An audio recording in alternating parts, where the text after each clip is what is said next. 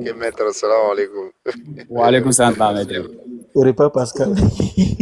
Salam alaikum. Je vous attends tous au tournoi. Fais attention à tes actes. Tes gros cylindrés où tu as défilé avec. Où est-ce que tu t'es amené pendant que tu consommais le carburant? Dans des mosquées? Non. Ou dans des boîtes de nuit? Tu voulais pour envoyer où? Te faire monter devant les filles. C'est tout ce que tu voulais, je te l'ai donné. Maintenant, rends-moi compte de comment est-ce que tu les as utilisés. Mais quand Dieu veut te préserver, quand tu veux une voiture, il t'accorde une moto. Quand tu veux la moto, il va te donner une relation de voiture. Quelqu'un va te prendre chaque fois pour te déposer, mais tu n'as pas moto. Tantôt, il va te donner. Tantôt, tu veux te marier, il ne va pas t'accorder vite le mariage, mais tu as une jolie femme comme camarade. Et tous là sont jolis, tu n'as pas l'argent pour marier maintenant les grands. Autant dire que les amis cherchent une bonne femme, il est obligé de te venir se mettre à côté de toi pour me trouver quelqu'un bien me marier. Est-ce que vous comprenez? C'est comme ça la vie. Quand Dieu veut de toi, il ne fait pas tout ce que tu veux. Mais quand il veut te satisfaire, il te satisfait comme abondamment. Moi, je peux être là tout de suite, j'ai souci de 1 million de plus, je cherche, je ne gagne pas. Ou bien 2 millions, 500 000 de plus, je cherche, je ne gagne pas. Il y a Daoud qui vient de me dire tout à l'heure dans Ramadan, il y a quelqu'un qui parlait de son projet. Pardon, prie Dieu pour que ça puisse marcher. C'est un projet de 10 millions. Alors, Daoud dit, il y a un projet de 10 millions. Automatiquement, Allah réagit parce que moi, j'ai parlé. Mais pourtant, il y a un problème de 1 million, il n'a pas encore parlé. Est-ce qu'on se comprend bien? Et pourquoi je veux parler de la baraka? Je parlais de blocage tout à l'heure. Tout est fait à cause et pour. Mais ces blocages qui sont dans notre vie aujourd'hui, Dieu le fait exprès pour les musulmans. Mais pour les non-musulmans, il les accorde comme il veut. Parce que les non-musulmans n'ont pas cherché, ils n'ont pas cherché beaucoup. Et ils disent dunya. Ils disent dunya. Mais par contre, nous les musulmans, nous on dit on veut la tombe. On veut traverser l'assurance si facilement. On veut demeurer dans le paradis si facilement. Et on veut avoir dunya. Ça fait 4 ans. Bon, Dieu dit, comme tu veux tous ces 4-là, voici mes conditions. Comme qui n'est pas pour toi, il faut éviter. L'argent qui n'est pas pour toi, il ne faut pas prendre. Est-ce que je me fais comprendre? Il faut éviter de parler des erreurs des autres. Concentre-toi sur toi-même, tes défauts. Arrange ça. Je pense que c'est le chèque à ce temps-là. Check. D'accord. J'évitais, mais quand même, je vois que les traits sont là toujours. Est-ce que je me fais comprendre? Et c'est comme ça. Dieu, lui, maintenant, il ne va pas faire tout ce que toi tu veux. Je pense que c'était dans le verbe. Il ne va pas faire tout ce que toi tu veux. Mais pour l'autre, il va lui donner tout ce qu'il veut. Parce que voilà les 4 choses là que toi tu veux. Le paradis, le jour de la résurrection, pour être à l'aise dans la tombe, pour pouvoir traverser le pont Sirat. N'est-ce pas? Et ainsi avoir aussi un peu dans ce monde. Comme Dieu dit, Rabbana atina fid dunya hasana wa fil akhirati hasana. Donc ça veut dire qu'un musulman peut chercher le dunya. Mais la façon dont tu dois chercher, maintenant, il t'a précisé. Voilà pourquoi nous on dit qu'on est musulman, on dit celui qui fornique beaucoup, il détruit son bonheur. Mais pourtant le mécréant, il fornique, il a des affaires de milliards. Mais toi tu penses que non, est-ce que le monde est injuste? Et le monde est juste? Oui, le monde est juste. Toi tu veux 4 choses en un, mais lui il veut 1 en 1. Donc il n'a pas de problème. C'est lui, il dort, il se réveille, quand il veut, il va dans ses affaires et puis ça marche. Parce que quand il va mourir, c'est fini. Donc si toi tu cherches des millions que ça ne tombe pas depuis, si les occasions viennent, tu peux escroquer ton patron pour fuir. Il y a plusieurs fois les occasions viennent, tu refuses. Ce n'est pas parce qu'il n'y a pas d'occasion où tu peux devenir riche. C'est parce que tu ne veux pas devenir comme les autres. Sinon tout le monde entre nous ici, tout le monde connaît, tout le monde a un transport de bilan. Tu arrives là-bas avec 500 000 à 2 jours seulement, tu viens ici, tu es milliardaire. Tu ne connais pas là-bas? Et l'autre, tu ne connais pas là-bas? Mais on est tous dans la...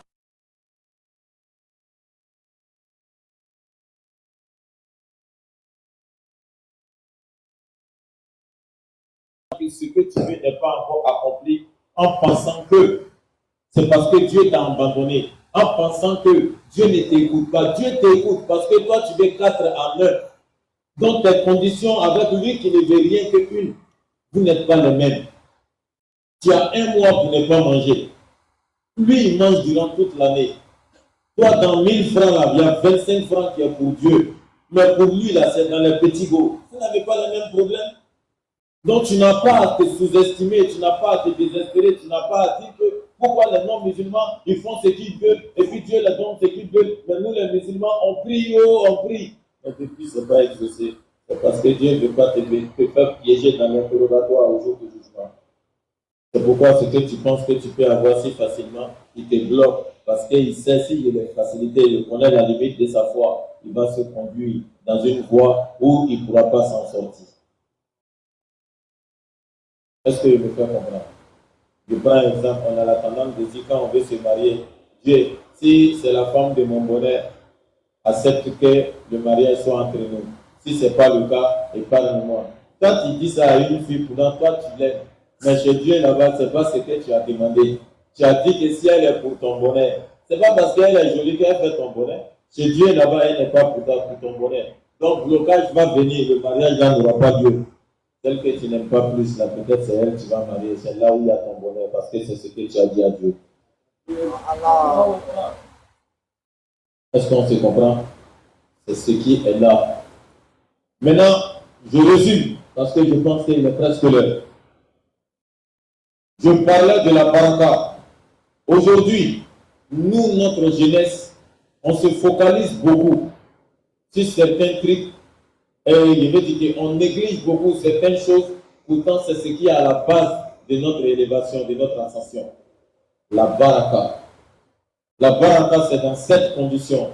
Le prophète a lu tout le Coran, il a trouvé 99 noms de Dieu. Pourtant Dieu lui avait dit qu'il y avait 100 dedans. Il dit Dieu, je ne vois pas le dernier qui peut être le 100e. Dieu dit oui, je l'ai caché. Quand on écrit Basmala, Bismillah, le point qui est en bas de B, qui identifie la lettre B en bas ou B au bout. Le point qui est en bas, c'est là-bas j'ai caché le 100e de mon nom, c'est ce qui est la baraka. Si le diable, Iblis, s'il a repéré, il sera invincible. Je lui ai donné le pouvoir, mais il n'a pas la baraka. Le prophète dit, mais comment est-ce que je vais l'avoir? Il dit, je vais te le montrer, tu vas dire à tes fidèles, voilà comment ils doivent chercher la baraka. Voilà dans les endroits où je l'ai caché. Est-ce qu'on se comprend? Il dit la baraka pour l'avoir, ça se trouve chez le père, ça se trouve chez la mère, ça se trouve chez les grands frères, ça se trouve chez les petits frères. Ça se trouve chez les maîtres. Et ça se trouve en islam, et ça se trouve chez moi, Dieu. Voici les 7 endroits où on gagne la baraka. Je vais détailler. Un enfant, une mère qui s'est soumise à son mari, elle gagne la baraka de son mari pour préparer l'avenir de son enfant. Et un père qui sort pour aller se battre, pour chercher de quoi manger, venir nourrir sa femme, il est en train de chercher la baraka de sa femme. Quand elle mange, même si elle ne te dit pas merci, Dieu te bénit. Et non, un père, je veux dire. Un enfant, quand il naît, qu'il grandit, il est responsable de sa conscience. Il cherche la baraka chez ses 2 parents. Ça fait 3. Et maintenant, celui qui est ton grand frère, Dieu a mis, comment on appelle, 4e de la baraka chez lui. Tu dois respecter tes aînés pour avoir la baraka de tes aînés. Mais je stoppe ici un peu, je m'arrête ici un peu pour développer la baraka du grand frère. La baraka du grand frère, je prends exemple. Si baraka du père est 100, la baraka du grand frère est 1000. Il y a 10%, il y a 90% de différence entre la baraka d'un père par rapport au grand frère. Est-ce que vous entendez ce que je dis? Là, j'interpelle le frère qui dit, ou le soeur qui dit, elle est ma grande soeur, elle n'est pas ma maman. Il est mon grand frère, il n'est pas mon papa. Tu te trompes. Tu te trompes. La baraka qui est dans ton père, si c'est 10, Dieu l'a mis 1. Le 9 des barakas qui se retrouvent dans le père, Dieu a mis le 9 là dans tes grands frères. Quand tu finis de respecter papa, il faut te soumettre à tes grands frères. Quand ton grand frère prie pour toi, qu'il est content pour toi, quand il parle, il n'est pas en train de te bénir, il est à la place de Dieu. Il est en train d'exaucer ce qu'il veut. C'est-à-dire, il est en train d'exaucer si ta vie. Je ne sais pas si je m'exprime mieux. Moi, je peux prier pour toi, mon frère, qu'Allah te donne plus d'opportunités. Ça va dépendre de Dieu d'exaucer quand il veut. Mais quand le grand frère réagit, lui, il réagit.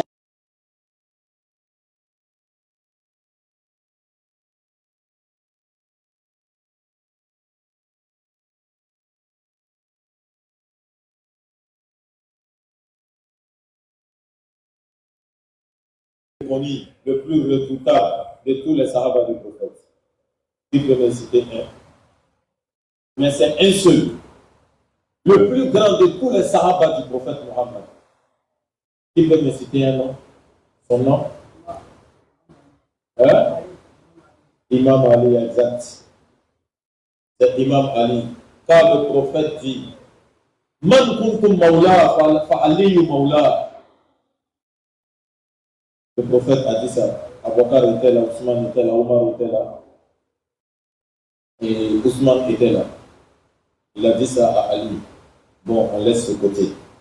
Mais pourquoi Ali a été la plus grande référence de l'islam parmi tous ces fidèles-là? On va dire que c'est parce que sa maman était bonne. On va dire que c'est parce que son papa a aidé le prophète jusqu'à sa prophétie. Non.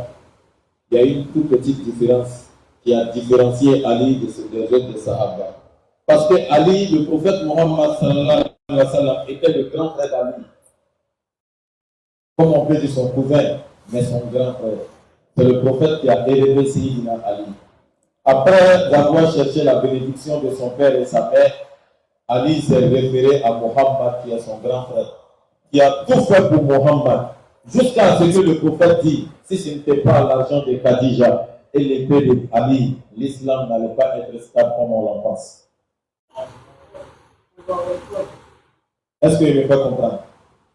La considération que le prophète Sayyidina Ali a accordée au prophète Mohammed en tant que son grand frère, cette bénédiction-là a différencié Sayyidina Ali à toutes ces générations. Ça, c'est un code qu'on donne. Parce que je pense que Ali a été une grande personnalité parce qu'il vient de la famille du prophète. Son père et puis le père du prophète étaient du même père. Moi, il y a autre exception qui n'a rien à voir avec comment on appelle, et la fraternité biologique. L'exception qui était là, c'est ça. La baraka du grand frère, ce n'est pas quelque chose à ce qu'on peut jouer avec. Pour aller un peu plus devant. Et celui qui est le grand frère aussi, qui respecte son petit frère. La bénédiction du petit frère, voilà l'effet que ça fait sur ta vie. Quand tu cherches la bénédiction de ton père, tout ce que tu vas avoir comme opportunité dans la vie, ça reste dans ta main.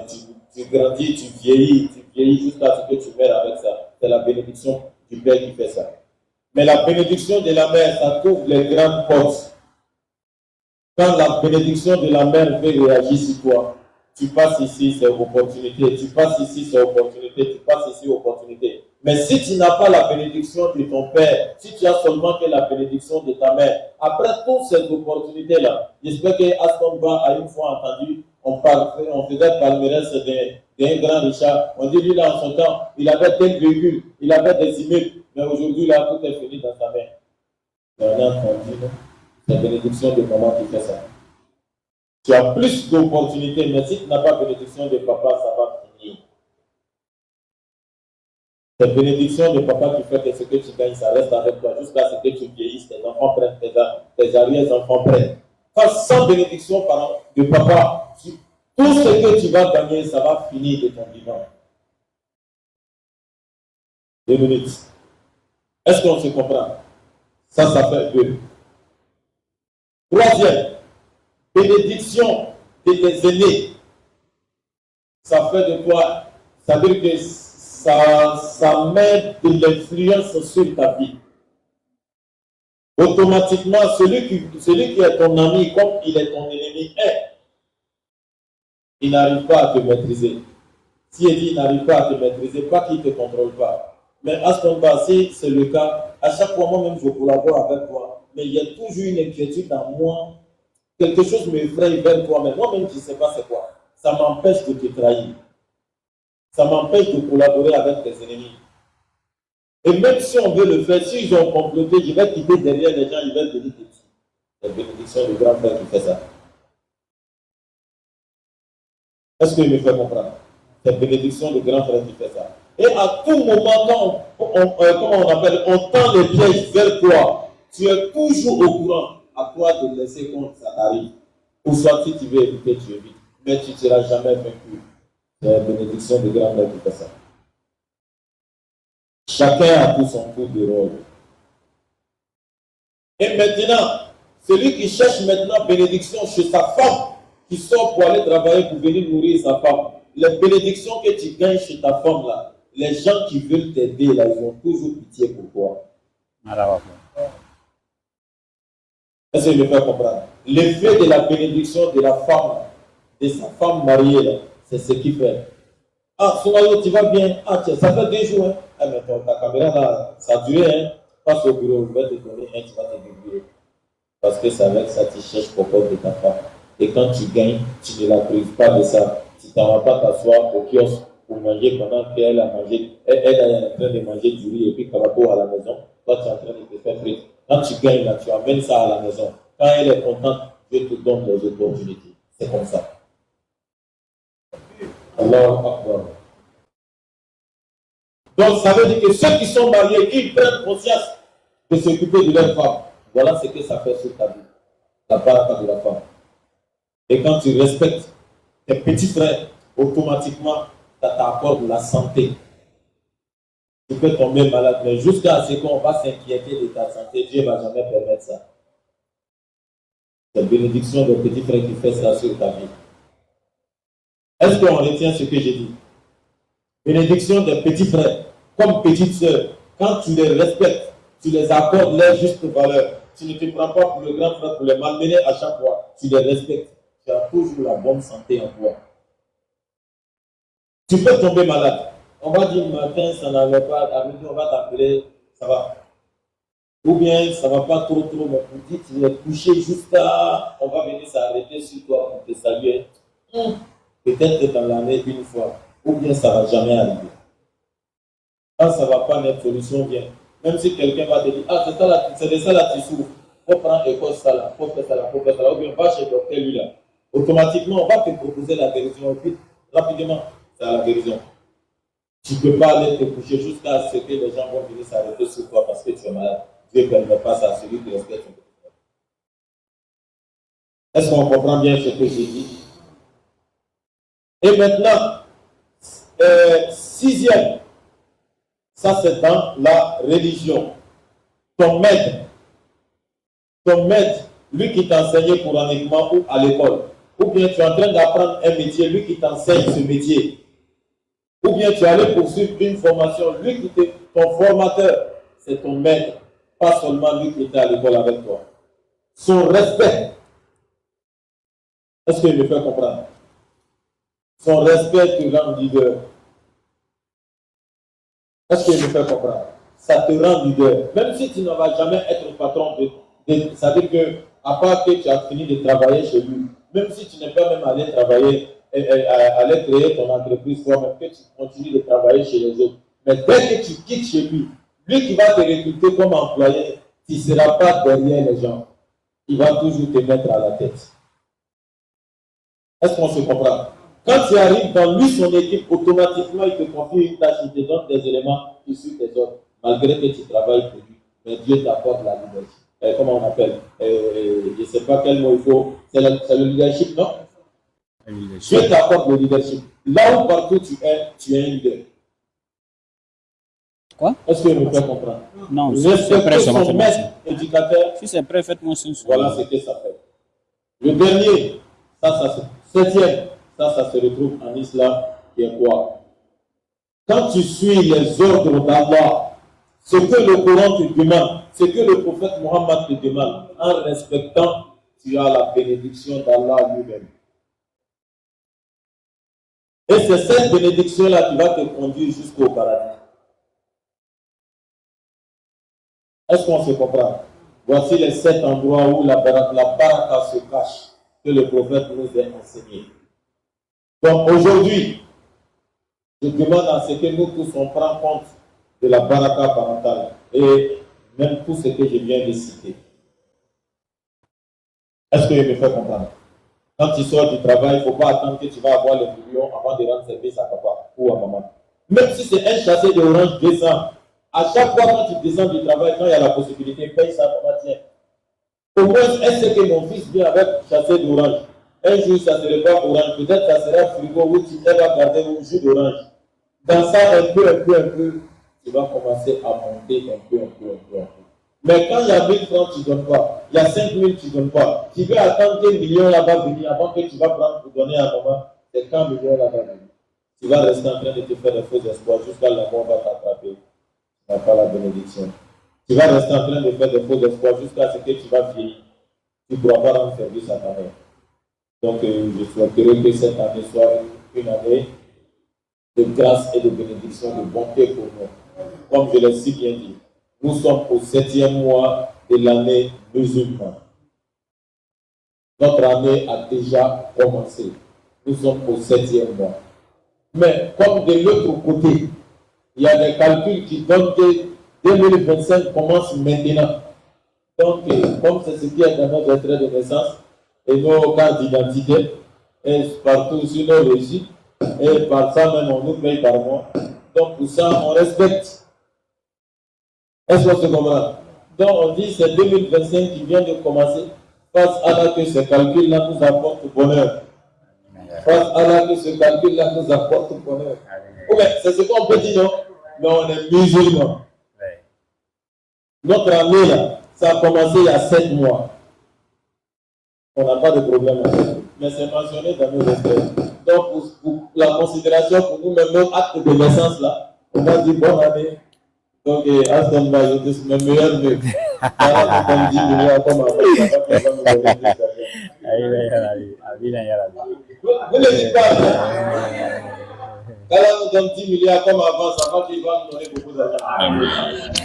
Qu'il nous donne 100 ans de grâce, ça va qu'il va nous apporter la longévité. Qu'il nous donne au moins 10 remorques avec un chauffeur, avec des apprentis. Ici, on va avoir la voiture qu'on veut. Il fasse la cause de l'amour qu'il a pour le prophète Mohammed sallallahu alayhi wa sallam. Wa akhi dawana alhamdulillahi rabbil alamin. Allahumma salli ala sayyidina Muhammad min fatih lima ubrika wal khatmi lima sabaka. Nasir al-haqi bil haqi wal hadi ila siratika al-mustaqim. Wa ala alihi haqqa qadri wa miqdari lazim. Subhana rabbika rabbil izzati amma yasifun. Wa salamun ala al-mursalin walhamdulillahi rabbil alamin. بسم الله الرحمن الرحيم الحمد لله رب العالمين الرحمن الرحيم مالك يوم الدين إياك نعبد وإياك نستعين اهدنا الصراط المستقيم صراط الذين أنعمت عليهم غير المغضوب عليهم ولا الضالين آمين. Je vous remercie. De grâce, félicitations pour Aston Bar. J'ai vu son intervention sur les réseaux sociaux. Il a malmené un pasteur influent. Moi-même, je ne savais pas quand est-ce qu'il allait le terrasser, mais quand même, félicitations, boss. Quel pasteur? Non, félicitations. Moi, je te dis félicitations. Quand même, j'ai suivi le débat. Moi, je ne sais pas si c'est une vidéo ou bien c'est nouveau, mais sinon, c'était ma première fois de voir ça au moins il y a 2 mois.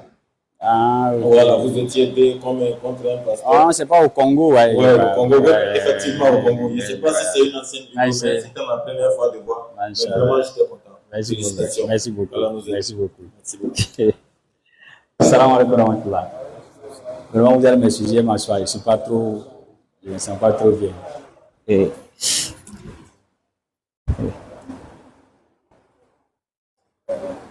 Ouais, Oussaz.